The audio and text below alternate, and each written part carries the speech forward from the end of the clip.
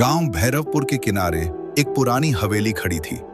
लोग उसे शापित हवेली कहते थे। कहते हैं 30 साल पहले वहां एक अमीर जमींदार ठाकुर वीरेंद्र सिंह रहता था। एक रात अचानक हवेली में आग लगी और पूरा परिवार रहस्यमयी तरीके से गायब हो गया। तब से उस हवेली के दरवाजे खुद ब खुद खुलते बंद होते और रात में चीखों की आवाजें आती।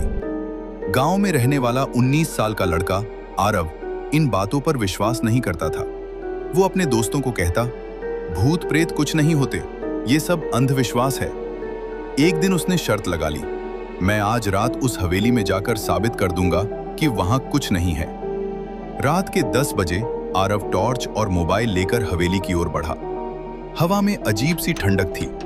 जैसे जैसे वो पास पहुंचा, हवेली का टूटा हुआ गेट अपने आप चीं की आवाज के साथ खुल गया। आरव का दिल थोड़ा तेज धड़कने लगा, लेकिन वो अंदर चला गया। अंदर हर तरफ धूल, जाले और टूटी हुई तस्वीरें थीं।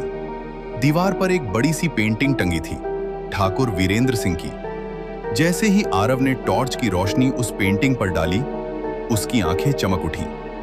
अचानक पीछे से किसी के कदमों की आवाज आई, ठक ठक ठक। आरव ने मुड़कर देखा, कोई नहीं था। उसका मोबाइल नेटवर्क गायब हो गया। बैटरी 80% से अचानक 10% पर आ गई। ऊपर की मंजिल से किसी बच्चे के रोने की आवाज आई। आरव ने हिम्मत जुटाई और सीढ़ियां चढ़ने लगा। हर कदम पर सीढ़ियां चरमराती, क्रीक। जैसे ही वो ऊपर पहुंचा, एक कमरा अपने आप खुल गया। अंदर एक पुरानी झूला कुर्सी हिल रही थी, जबकि वहां हवा नहीं थी। दीवार पर खून से लिखा था, यहां से चले जाओ। आरव के हाथ कांपने लगे।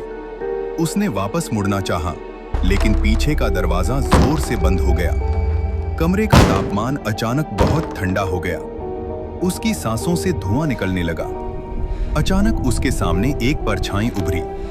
सफेद साड़ी में एक औरत, चेहरा अधजला, आंखें काली। वो धीमी आवाज में बोली, तुमने हमारी नींद क्यों तोड़ी? आरव चिल्लाया और दरवाजे की ओर भागा, लेकिन हर दरवाजा बंद था। उसके मोबाइल की टॉर्च बंद हो गई। अब पूरा कमरा अंधेरे में डूब चुका था। अचानक किसी ने उसके कंधे पर हाथ रखा। उसने मुड़कर देखा, वही औरत उसके बिल्कुल पास थी। उसकी आंखों से काला धुआं निकल रहा था। और फिर सब कुछ शांत हो गया। अगली सुबह गांव वालों ने देखा, हवेली का दरवाजा खुला था। अंदर आरव का मोबाइल टूटा हुआ पड़ा था, लेकिन आरव कहीं नहीं मिला। दीवार पर अब एक नई तस्वीर टंगी थी।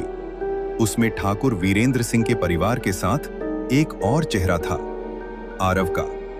तब से कहते हैं, हर अमावस्या की रात हवेली की खिड़की पर एक लड़का खड़ा दिखता है, और अगर कोई पास जाए तो वो धीरे से मुस्कुराता है। कहानी का अंत, या शायद शुरुआत।